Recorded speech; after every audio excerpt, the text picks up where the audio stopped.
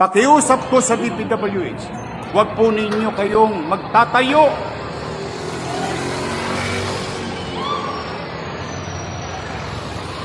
Huwag kayong magtatayo ng gusali o infrastruktura sa lugar na ipinagbabawal ng batas.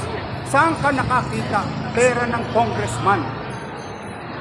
Pera ng taong bayan. Pagpapatayo ng barangay hall sa bangketa. Kala ko ba tagagawa kayo ng batas?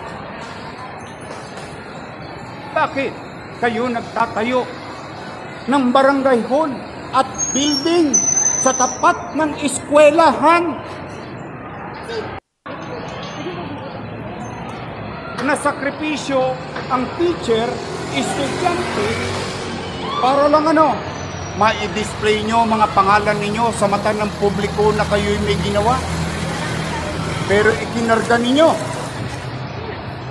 sa bangketa where you know very well roads, alleys, and boulevards and avenues are beyond the commerce of men. Naglilinis kami dahil kayo'y congressman, kayo'y siga, ni walang permit, ni walang construction permit,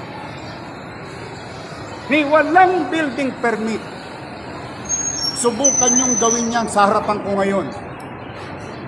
Iohoyo ko kayong lahat.